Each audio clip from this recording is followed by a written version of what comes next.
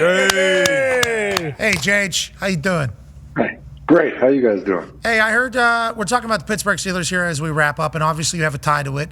You have Familia over there for the Steelers, one of the pillars of that Pittsburgh Steelers team, and there's been a lot of chatter about the most expensive defense in ball is that Pittsburgh Steelers defense, and they weren't able to get the job done. And, the Ravens obviously do what they did to the Steelers in the playoffs. What are your thoughts on the entirety? I heard Teej say he needs to be more willing to do more. I think he took on some ownership in the failures. What are your thoughts on how the Steelers currently are set up for the future?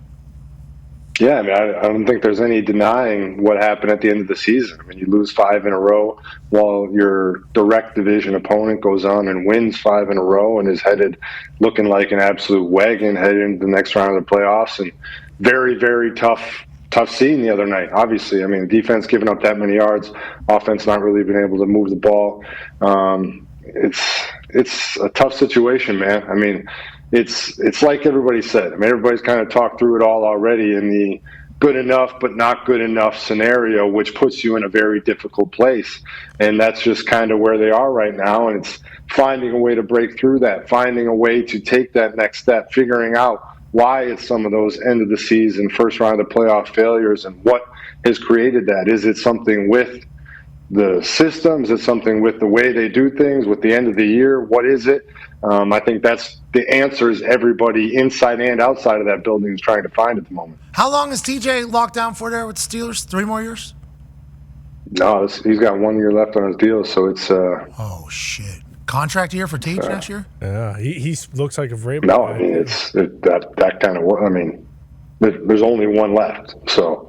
He'd be a free agent after this coming season. Yeah, that's what I'm saying. Contract year. He's about to get 20 sacks next year. Let's assume TJ gets to the quarterback 20. Not that he wouldn't normally, but if there's how many times has TJ got to a contract year? Is this the second time now?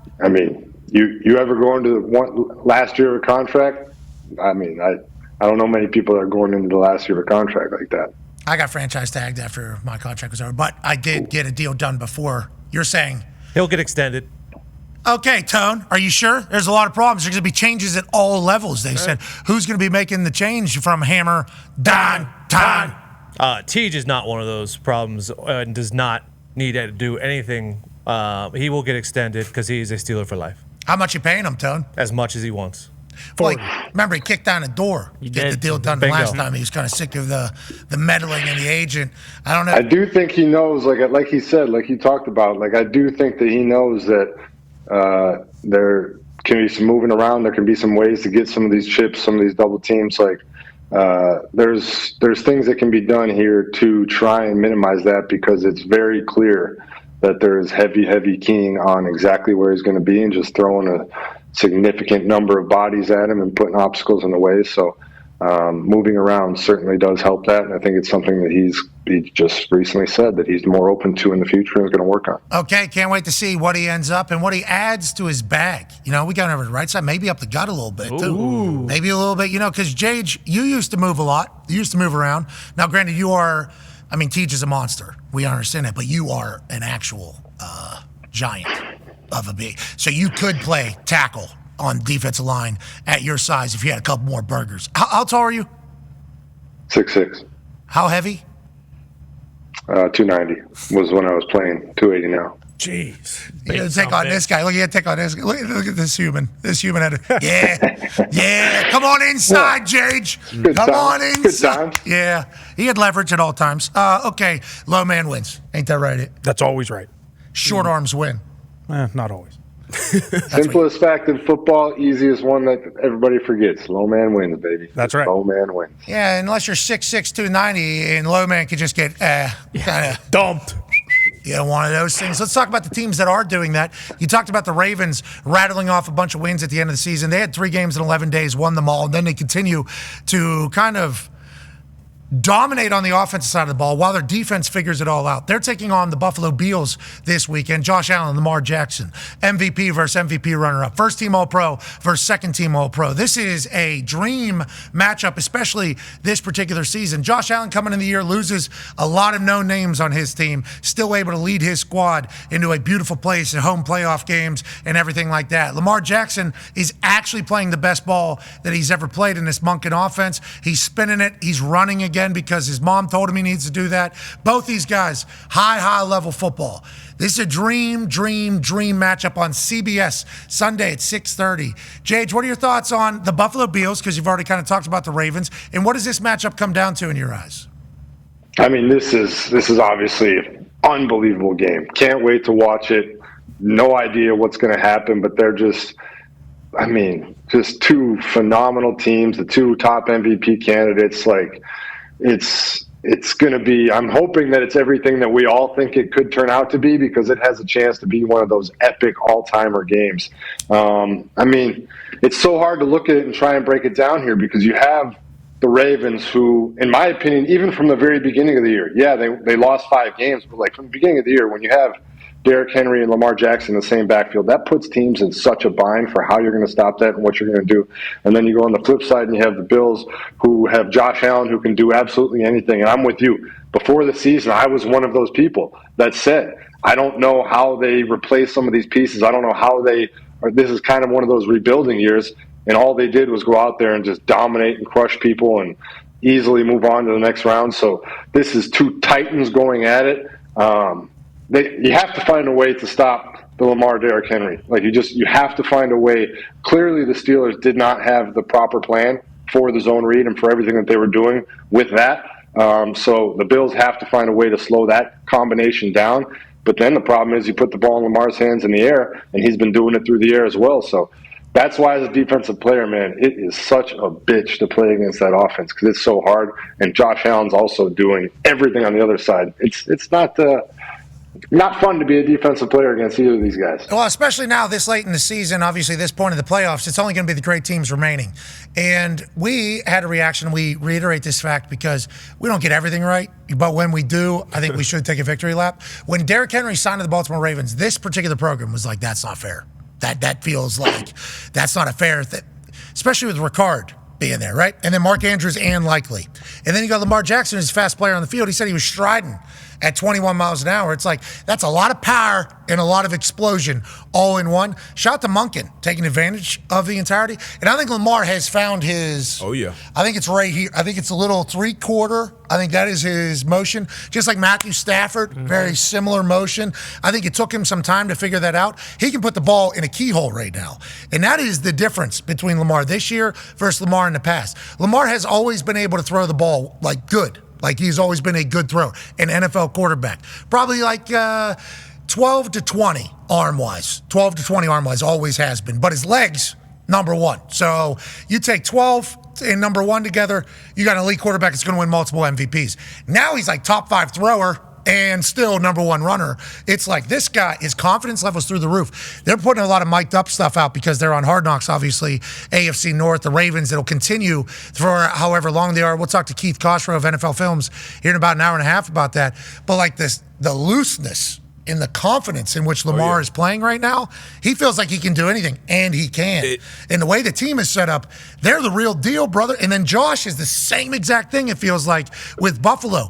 Actually, I don't want to say losing Stephon Diggs made them better, because obviously you lose a great player, you're going to take a hit somewhere. But it's like Josh had no stress on it from anybody. It's like, hey, this is your team. You do whatever the hell you want to do on every single play. Don't feel like you got to make everybody happy. It's like both these guys are playing their best ball. Sucks that one of them's got to go home in the divisional round. Yeah. But it's great for us, D-Budge. It's going to be great entertainment. With Lamar, it's kind of similar to almost what's going on with Tomlin and the Steelers from the outside in. Because like when Lamar had Greg Roman, a lot of people were like, hey, he's winning MVPs. He's it's a run-dominant offense. He's doing all these great things. But at some point, he needs to be challenged to become the better passer, become the guy that can read and dissect defenses from the pocket. So they went their separate ways, brought in Todd Monken, and now this is his second full year in this offense, and they have just grown. Like, it's always been the game plan. Hey, make 8 beat you from the pocket. Keep him caged in, make him do that. Now he can do that, and he's using his legs more on passing plays, design runs. You got Derrick Henry, a wildcat, Lamar coming across in motion, like all that type of shit. This team is damn near impossible to stop. They got to beat themselves almost on offense. It feels like Lamar is at the point in his life where he feels like he's proved that he's a good quarterback. Because there for a bit it felt like he was trying to prove to the world that he was a quarterback. He was kind of sick of people saying, well, this guy's a running back playing quarterback. They even mentioned it after games. I'm not saying we said that, but that is what a narrative was about Lamar Jackson. Jackson. Yep. Feels like he's at a point of his career now after watching where he's comfortable, like, okay, I'm cemented as a great quarterback. Like, that is it. So now he's just doing whatever the best option is. And I love that it took his mom being like, hey, I'm sick of not watching you cook people. Because with the ball in his hands, he's the best guy on the field. He's the best guy on the field with the ball in his hands anytime he's on the field. And it's like now he's confident and free to kind of make whatever decision. It's like, that's fun, man. Yet somehow after this game, one of these two quarterbacks is going to lose. And we know that somehow after this game, we're going to have all sorts of reports like, oh, that guy's he can't do it. He can't win. Like, I mean, like, we got two MVP candidates, two of the best of all time going at each other. One of them's going to lose, and we're going to be like, this guy stinks. He may have 3 MVPs. I don't care. He's terrible. Oh, like, Josh Allen can't even win awesome. the MVP. This is the best year Josh ever had. Can't even win the MVP. Yeah. Yeah, it's like that is legitimately what's going to happen the day after. So on this particular Wednesday, we would like to say, boys, thanks for the seasons you guys had. Great year. Great year. Great year by you guys. Now let's talk about the guy who has been able to get the job done, obviously. He's 29 years old. He's already won multiple Super Bowls. He's already changed the game. He's already in the GOAT conversation. He's taken on a phenomenal team out of the AFC South. AQ has a question for you, Jidge. Yeah, so the Houston Texans. Let's talk a little bit about their defense, and can you also touch on Joe Tooney moving out to left tackle and the problems he's about to be faced with when he goes against Danielle Hunter and Will Anderson? Yeah, I mean, obviously the Texans defense was just incredible to watch. Pat, I hope you and the rest of the AFC South got a real good chance to tune into that. Yeah, thanks for representing for us. Thanks for representing for the AFC South. Just holding it down out here for the AFC South. Yeah, because remember, we're in another playoff victory. Yep. Thank you, the AFC South. There's divisions that don't have a playoff victory in years. So AFC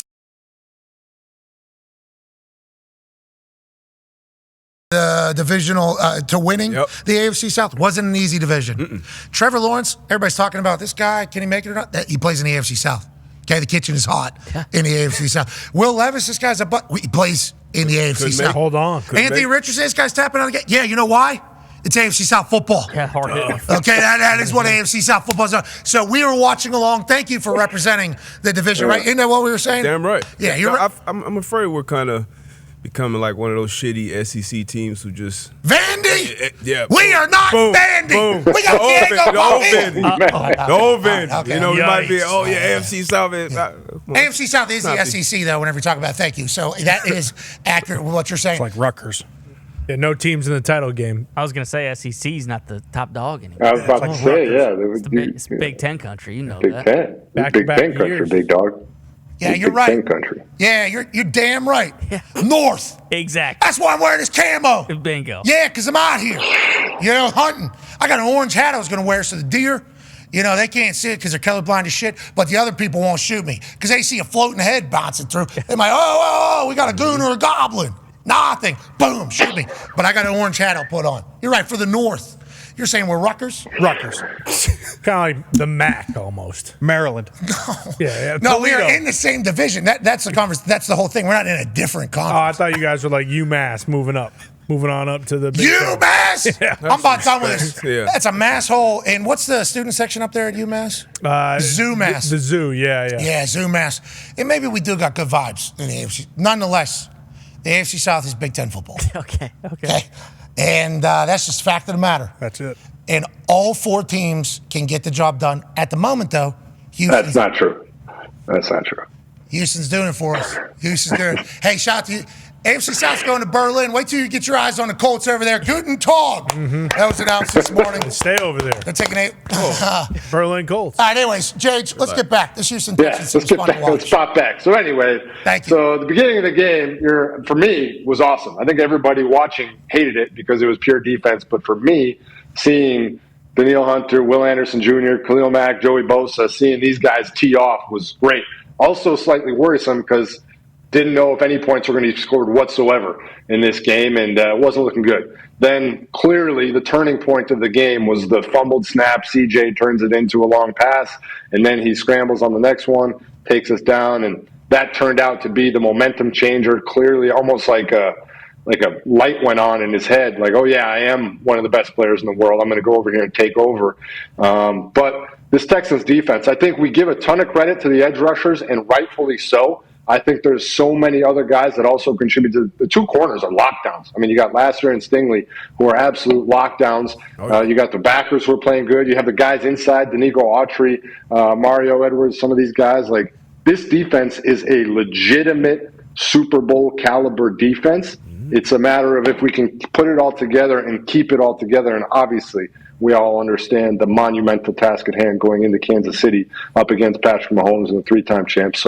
But this defense is the real deal. Okay, so obviously Stingley is all-everything DB team. Everything to be up. So congrats to him. And just days after the all-everything DB team is revealed, he gets 2 picks. So that's nice. Thank you for doing that. Perfect time. Thank you for doing that for the all-everything. Derwin James had a pretty good game too. I know it was on the short end of the stick, but I think he had a pick and a fumble recovery or something like that. they called his pick back. It was close. We'll give it to him. We'll give it to him. So shout out to all-everything DB team getting it right.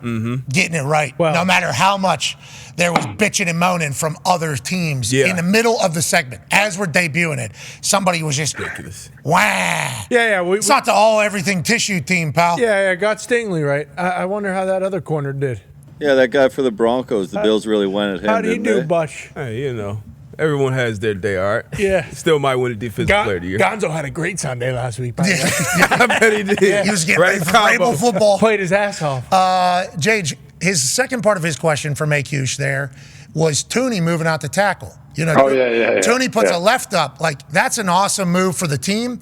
And I saw a clip last night on the internet, maybe memorable football moments on X or something like that. I forget. There's a lot of really good accounts that are pulling up stuff out of the vault. Andy Reid and Brett Favre at the Green Bay Packers. Brett Favre, they start the clip, I think, after the situation happens. And Brett Favre looks at Andy Reid and goes, "I love you, man." And Andy Reid goes, "I know you do. Yeah, I know you do. We'll see if you do after I get chewed out." And then Coach comes over and he goes, "What the hell happened on the alignment or whatever?" And Andy Reid cuts off Brett Favre and he goes, "I called it in wrong. That's on me. It's not on Brett, yada, yada." It takes the blame, basically, for Brett Favre. And Coach, who was the coach? Mike Holmgren. Mike Holmgren goes, "It was first 15 play. How do you get it wrong? It was first 15. How'd you get it wrong?" Andy Reid was like, "That's on me. That's on me. That's on me." But in that moment, obviously everybody knew Brett Favre got it wrong. But Andy Reid's first reaction was he wasn't a proven coach yet. He was still a young coach. He no, I'll take this for you, because he knew it could affect Brett for the rest of the game. He also, I think, wanted to prove to his team what type of guy he is. And I think Andy Reid, as a coach, obviously we chit-chat about this dynasty the Chiefs are in the middle of, and we talk about Bill Belichick being the greatest of all time, which he certainly is, and he has had to shoot down reports that he's going back to the NFL basically every single day since getting this North Carolina job. But in that one mic'd up clip from whenever he was at the Packers, I think I learned everything I needed to learn about Andy Reid. He relates to his players. I think he loves his players. He's a super genius. And Joe Tooney moving out to tackle, I think is just a good indicator of the culture that they have there. Tooney could potentially be Hall of Fame guard, right? 100%. Oh, yeah. Hall of Fame guard in this entire thing. So to say, you know what? To hell with it. In the biggest year, where we're trying to win our third Lombardi straight, contracts are always going to be talked about in football. For him to say, put me on an island, even though my body type is not the right body type for this, even though my skill set is not the right skill set for this. That's why I've been in here. That's why I'm a Hall of Famer in here. For him to put his left up and go out there, I think that showcases the culture that they have over there at the Chiefs. What do you think about this particular team that the Chiefs are taking against the Houston Texans? And what do you think about Tooney? And what do you think that says about potential, 3 in a row for them? I think you've encapsulated it perfectly. And I do think that clip shows exactly why people love playing for Andy Reid, why he does such a great job with his teams. I've been saying it most of this season in that Patrick Mahomes has been spreading the ball around, sometimes shorter throws, just matriculating the ball down the field because they aren't making some of those big explosive plays like they used to in the past, but they're doing what they have to do to win. Whoever is open gets the ball, however short the pass is. Everybody is doing just what they have to do to win games. They haven't been winning games by these huge margins all year long, but it doesn't matter. All you need to do is win the game. We talked about Travis Kelce last year with the 16 yards short of 1,000 yards to keep the streak going, but do whatever's best for the team. Every single guy on that Chiefs team knows it doesn't matter about me, it doesn't matter about my individual stats. This is about winning Super Bowls, and Andy Reid has done that better than anybody, getting these guys to buy in, knowing that just trust me. I will put you in the best position, and we will win games. We will win Super Bowls. Just buy into what we're doing here. And clearly it's something that's worked extremely well, and clearly everybody's bought in. And, I mean, that's how you win 3 Super Bowls, and you're going for 4. And having that guy isn't a bad reason either. Patrick Mahomes, to your point about just willing to sacrifice a lot of stats and everything like that to just win games. Because Patrick Mahomes, at this stage of his career, with everything he's accomplished, could be a diva. Could be a prima donna. He could want to get rid of an offense that doesn't have him throw it 35, 40 times a game so he can run those numbers up. Instead, just like last year, he wasn't scared at all to hand that thing off 25, 30 times a game. I'm only going to have 17 to 22 pass attempts. This is Patrick Mahomes that we're talking about. And, people are comparing him to Tom Brady already. I think Tom Brady had that as well. That's why whenever people say, Bill used to coach Tom just like he coaches everybody else. He used to chew out Tom every single team meeting in front of the rest of the team so everybody else knew that could happen. It's like, not everybody's just going to take that shit. Like, that's a talent that Tom Brady had. That's a trait that Tom Brady had that made him great. There's a lot of guys that would be like, nah, this shit ain't happening. You can get me out of here. I'm not getting embarrassed in front of my team. Feels like Patrick Mahomes has that same. And you know who else does on this graphic? This CJ Stroud guy. Mm-hmm. It's like, this hasn't been the best year for CJ.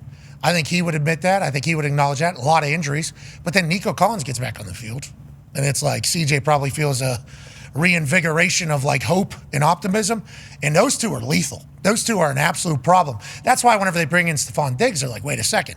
If we can kind of maybe make this a little bit easier for both parties, our offense should get opened up. They've had a lot of injuries. They've had a lot of situations. CJ played great in the wild card, just like he did last year in the wild card. Biggest moments, he plays his best ball. I love this game, Chiefs and Texans. I love Ravens, Bills. Let's head over to the NFC now. D-Butch has a question for you, Jay. Yeah, I think that's games going to come down to who can block, who can keep their quarterbacks upright. But speaking of defenses, it's Eagles defense. Vic Fangio, he's come over and had this Eagles defense being one of the best, especially down the stretch. Had a good outing last week as well. I know they lost Nakobe Dean for the rest of the playoff run, but what's your thoughts on this Eagles defense facing Matt Stafford and his Rams offense? And did you see that little flick that Stafford did to avoid the sack? I want your thoughts on that too. Yeah, I'll start with the Eagles defense, and then I'll get to that flick because I got thoughts on it. But the Eagles defense, I feel like, is almost getting overshadowed by their offense because their offense, obviously Saquon and everything the offensive line has done and the way that they've been playing this year. The Eagles defense doesn't get enough credit. I mean, they are a phenomenal unit. And I think obviously a Badger, Zach Bond, playing out of his mind, also playing special teams, dominating, all pro. Just the defense in general has been so fun to watch, so enjoyable, and they're a massive reason why they're here. And after watching the Rams the other night, of course, they're going to need to play extremely well because Stafford is playing as good as he's played, and he looks great. Now, let's get to the flick because I want to talk about it. Mm-hmm. Brilliant play. Brilliant play by Stafford. As the rules are written, it is a legitimate play. He flipped the ball in the general direction, at least somewhere in the vicinity of Puka Nacua. He knew that he had a guy somewhere in that area because he knows the plays, he knows where he's going to be. So he just does that little flick. And yes, that is absolutely within the rules. Genius. That is absolutely not intentional grounding as it's called today.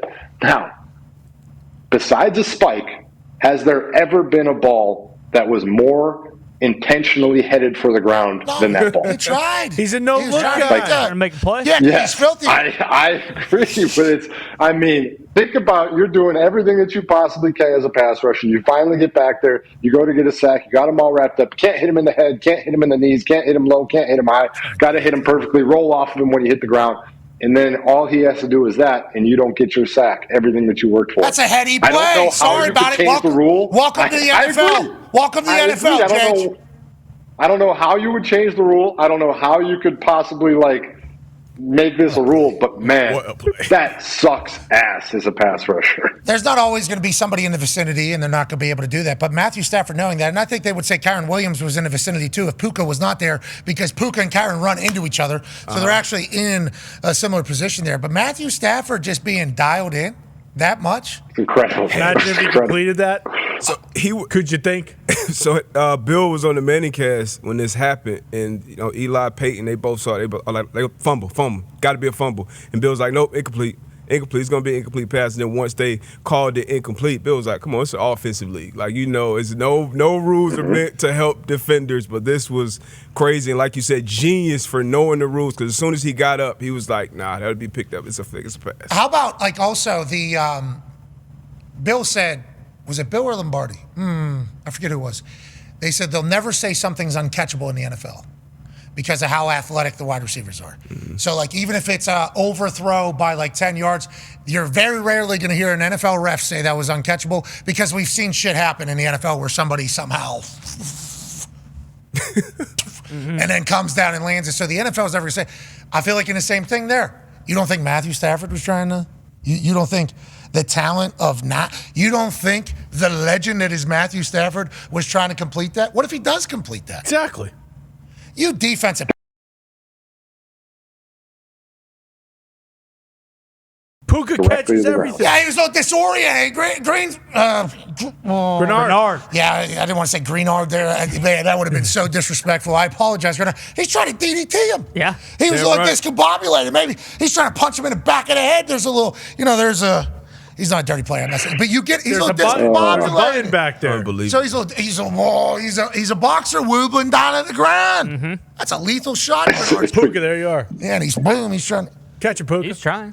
Unbelievable. It's brilliant. It was brilliant, man. Sources have told us that there has been a player that has acknowledged the blame for that play going wrong. Okay. Who is it?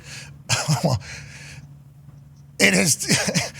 The message was, please tell Big Oos to move on from this play. Fair enough. So I think we. So Stafford reached out. Yeah. It was Matthew Stafford. Yeah. No, absolutely not. Okay, so Eagles defense, great. Zach Bond, a lot of Badgers doing their thing. Yeah. How about him making all bro? He was jacked. Linebacker you. Are you guys going to get good at football again, or what do you think? We're trying. We're trying. Are you? What, West Virginia or the Colts? Either. I'm going to let you know West Virginia's going to be a problem going forward. I hope so. I'm looking forward to it. That's a place I'd like to see a game. I feel like that's a proper party. Yeah, well, that's the thing, though. I don't know if you want to get – how old are you? I am 35. Jeez. Yeah, I'm 37. I don't think we're built to go do the Morgantown good time thing. I don't think we are either. We just did it. We are either. No, we did it. We did a very casual one. No. Yeah, it was a good time. In April or March. Yeah, it was April. We did it. Yeah, but that wasn't like a game. Like the game is true. the entire – everybody that is in the surrounding area is coming, and it is awesome. I would assume – that it has to be ranked top 5 football environment whenever the team's good for everything that's going on, because the entire state's there. Everything shuts down. And the state likes to have a good time. So it's not like, you got a parking lot over here that's kind of casual, cooking everything. It's like, no, every parking lot is doing the same thing. Going. And it's cheers, beers, Mountaineers, brother. And we are having a good time here. We only have like a minute before a hard out, but we have to ask you, because you're a first ballot Hall of Famer and so important. Go ahead, Con, man. Yeah, JJ, how do you feel about the coaching openings that are still available? Obviously, Cowboys has kind of turned into a shit show. Vrabel's up in New England. What do you think about all the situations going on? 1 minute. 1 minute. Got it. I think Vrabel made perfect sense up in New England. I mean, I think there's no brainer there. Tough, physical, Patriot way, all that stuff. I think he fits great there. Cowboys, I have zero idea what in the world that is. Blocking interviews from McCarthy last week and then letting him go this week, getting yourselves where you can't interview Ben Johnson and those guys. Like, just zero idea what's happening down there. They said it's a solo mission by Jerry. That's the latest report. I think Jane Slater said Jerry Jones is taking this on himself. Great. Listen, if it's a good hire, it's on me. If it's a bad hire, it's on me. You guys don't have to deal with what I'm doing. And I'm very proud of what we did in oil and gas. And, most proud about getting to do this with my sons. And you don't want to be sitting there, laying there in the future wishing you could see a couple more sons come up. Take advantage of this time now. You too. You're not a spry chicken over there. Say, thanks, Jerry. You walked on out. All right, Jake, we appreciate the hell out of you, man. Thanks, guys. Appreciate y'all. Have a great day. And see you next time. All right. We thank you, Jake. Nope. There's no countdown clock. I was waiting for the countdown clock, so I knew how much time I had. There's no countdown clock. 7, 6, 5, 4. Make it a great day or not. The choice is yours. See you next hour.